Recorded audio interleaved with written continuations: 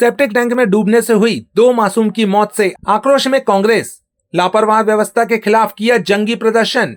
जिले में एक बार फिर विभागीय लापरवाही ने 2 मासूम जिंदगियों की बलि चढ़ा दी। मामला जबलपुर के त्रिमूर्ति नगर स्थित मनमोहन नगर अस्पताल का है, जहां अस्पताल परिसर में बने खुले सेप्टिक टैंक में खेलते वक्त गिर जाने से विश्वकर्मा परिवार के 2 बच्चों की दर्दनाक मौत हो गई है। 2 मासूम बच्चों की मौत से आक्रोशित कांग्रेस जनों ने आज लापरवाह व्यवस्था के खिलाफ जंगी प्रदर्शन किया और धरना दिया। इस प्रदर्शन में बड़ी संख्या में कांग्रेस के नेता व कार्यकर्ता मौजूद रहे।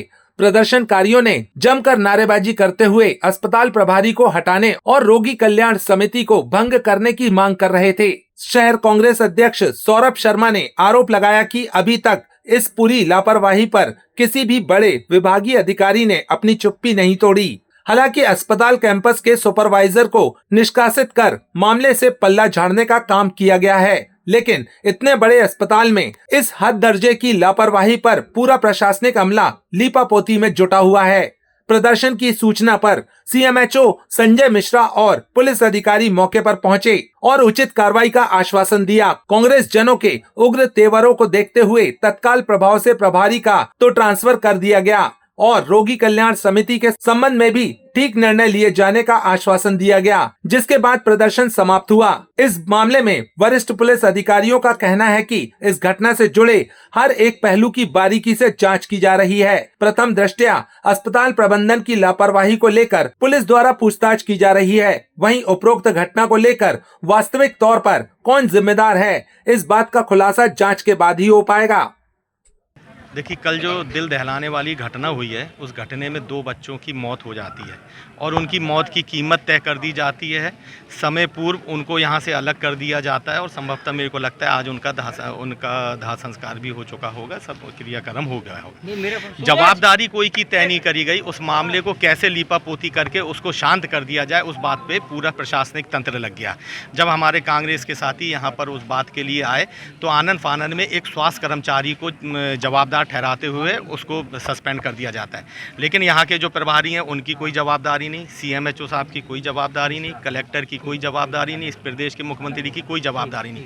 मुद्दा यह है कि जब इतनी बड़ी घटना होती है, एक संवेदनशील व्यक्ति, संवेदनशील सरकारों का तरीका ये होता है कि जवाबदारी तय करे कि इस बात की पुनरावृत्ति ना हो, मगर पूरा प्रशासनिक तंत्र उस मामले को दबाने में लग गया।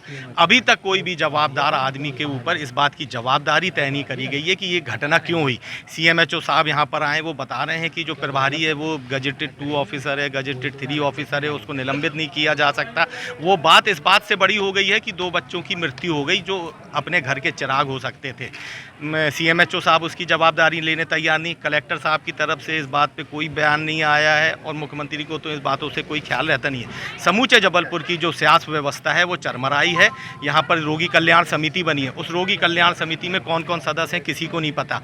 वो रोगी कल्याण समिति भारतीय जनता पार्टी मानसिकता के लोगों से बनी हुई है और वो इस बात के लिए बनी है कि कैसे पैसों की उगाही करी जाए। वो समिति का जो काम निर्धारित था कि आम मरीजों की सुनवाई करके उनको अच्छी स्वास्थ्य व्यवस्था दी जाए, वो सुनिए, वो उसका समिति का कोई लेना देना नहीं है। हमारी सीधी मांग है कि यहाँ पर जो प्रभारी है उसका निलंबन किया जाए, जो रोगी कल्याण समिति है उसको तत्काल प्रभाव से भंग की जाए और आगे जब रोगी कल्याण समिति बने तो उसमें जो आम नुमाइंदे रहते हैं गली बस्ती मोहल्ले के, उनको शामिल करने का काम हो। अगर प्रभारी को यहाँ से नहीं हटाया जाता है तब तक हमारा धरना यहाँ प्रारंभ रहेगा। क्या लगता है कि सरकार बड़े बड़े वादे करती है, इतने हॉस्पिटल्स और स्कूल कॉलेजेस खुलवा रही है, उसके बाद देखिए वादे और हकीकत तो सबके सामने कल आ गई है और सरकार की संवेदनशीलता भी समझ में आ गई है। इतनी बड़ी घटना अगर कोई बड़े घर के परिवार के साथ या भारतीय जनता पार्टी परिवार के बच्चों के साथ होती तो आज आलम दूसरा होता।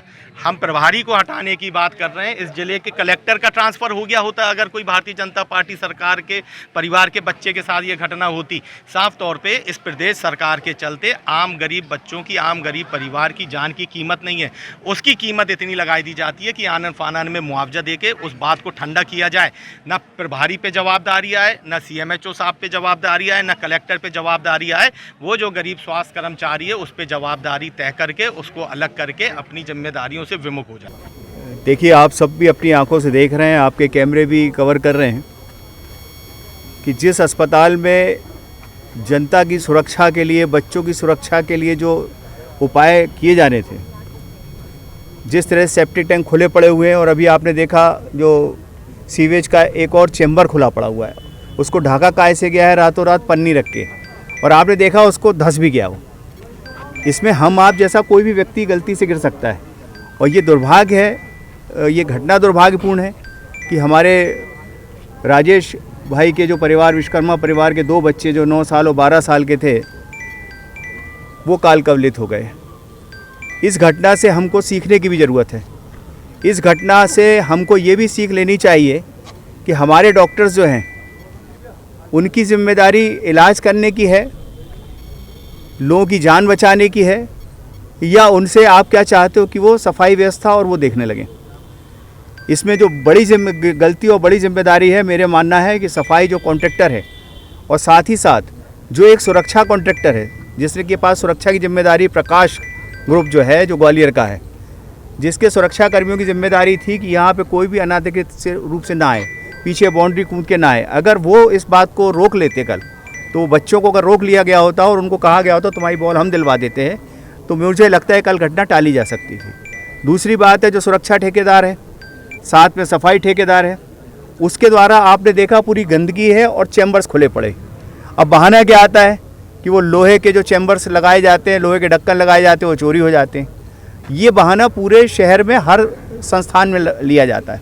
तो आप जो पुरानी टेम्परेरी व्यवस्था थी, हमारी मांग है कि जहाँ भी लोहे के चैम्बर चोरी होते हैं, वहाँ बड़े हैवी दांसे जो पहले के ज़माने में रखे जाते थे, उनको रख दिया जाए और उनसे उसको कंक्रीट से जोड़ दिया जाए। जब कभी ज़रूरत हो उसको फिर से हटा दिया जाएगा संबल से।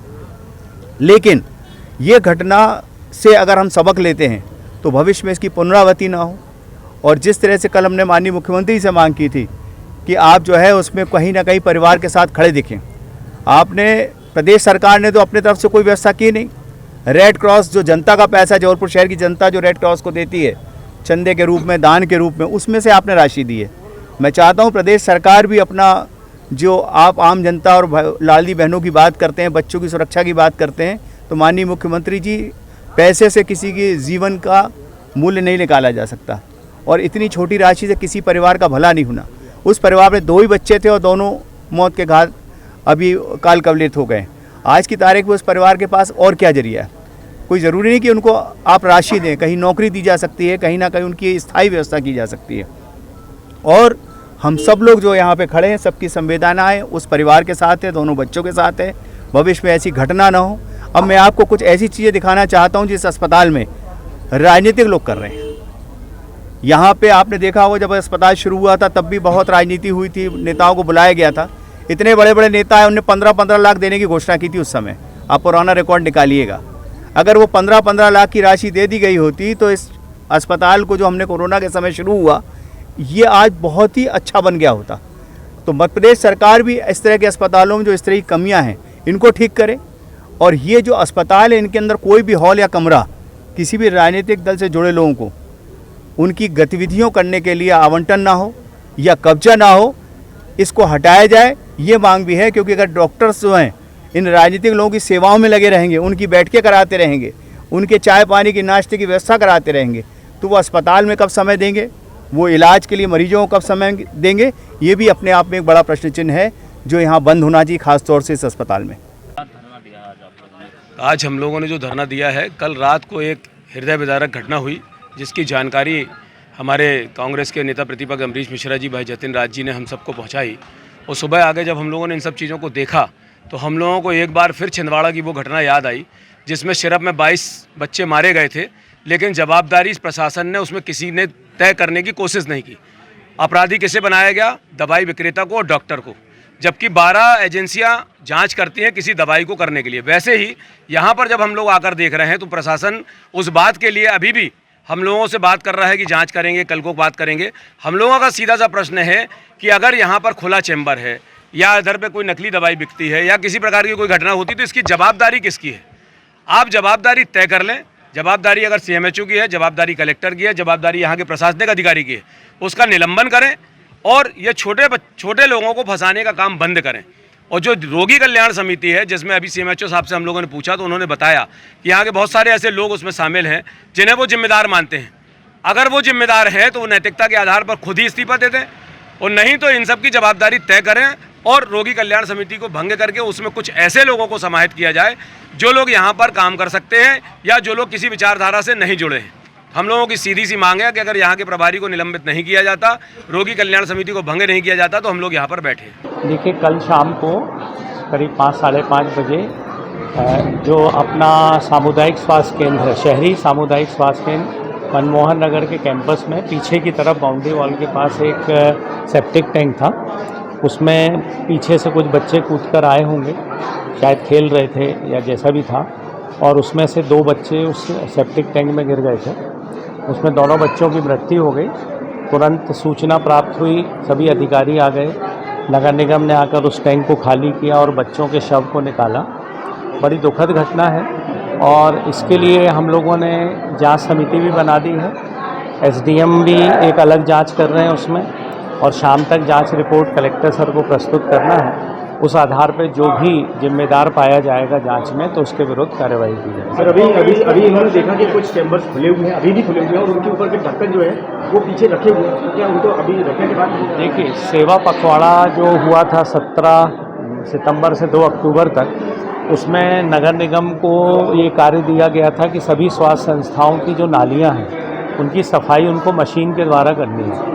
वो 20 तारीख को, जैसा बता रहे हैं प्रभारी यहाँ, कि 20 तारीख को वो आए थे सफाई के लिए। उन्होंने वो सब ढक्कन हटाए थे, सफाई कर दी थी, लेकिन उन्होंने कुछ जगह ढक्कन नहीं रखे, जिस बारे में चिकित्सालय से सफाई कर्मचारी ने सूचित भी किया उनको कि ये ढक्कन आप रखें। तो बोले कि वो मशीन से लाके, क्योंकि भारी हैं, तो मशीन की मदद से रखे जाएंगे और ये कार्य दिवाली के बाद हो पाएगा।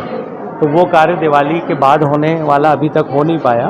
तो जो आप बता रहे हैं वो अभी खुले हैं और अब हम अपने कर्मचारियों से उसको वापस रखवाएंगे। कांग्रेस ने आज प्रदर्शन किया है, क्या मांग रखी है और क्या आश्वासन? कांग्रेस की मांग ये थी कि प्रभारी को निलंबित करें, प्रभारी को हटाएं और जो जिम्मेदार हैं उन पर कार्यवाही करें। लेकिन देखिए, जो एक नियम होता है कि पहले जांच करना जरूरी है, तत्काल कोई कार्य, जब तक ये ना समझ में आ जाए कि इसमें सीधा इन्वॉल्वमेंट उनका है, तब तक अपन बिना जांच के कार्यवाही नहीं कर सकते। तो उनको आश्वासन दिया गया है कि शाम तक जांच होगी, कलेक्टर सर को प्रतिवेदन दिया जाएगा और फिर कार्यवाही की जाएगी। सर, इसमें जो टेंडर कंपनी है प्रकाश, उसको क्या उसका टेंडर को नोटिस नहीं? देखिए, क्या होता है, मैं वही आपसे कह रहा था कि टेंडर कैंसिल करना एक अंतिम प्रक्रिया है और इतना आसान नहीं होता कि सीधे टेंडर कैंसिल किया जाए, क्योंकि पहले ये देखना पड़ेगा कि हाँ जिम्मेदारी उसकी बनती है कि नहीं, और ये जांच से ही पता लगेगा। तो यदि ऐसा कुछ होगा तो वो कार्यवाही भी की जाएगी। खतरनाक हादसा हुआ था, मामले में जांच के आदेश दिए गए, क्या कोई प्राथमिकी फिलहाल दर्ज की गई है या किस तरह से? प्रकरण में दोनों बच्चों की मृत्यु के संबंध में मर्ग कायम किए गए हैं। आज जो है उनके परिजनों से के समक्ष पंचनामा करा के और उनका पीएम कराया गया है और सब परिजनों को सुपुर्द कर दिया गया है। मर्ग जांच में लिया गया है और जांच की जा रही है। अभी परिजन शोकाकुल हैं, उनके कथन नहीं लिए जा सके हैं। शेष जो साक्षी हैं उनके बयान आज लिए जाएंगे और अग्रिम जाँच करके वैधानिक कार्रवाई की जाएगी। Thank you.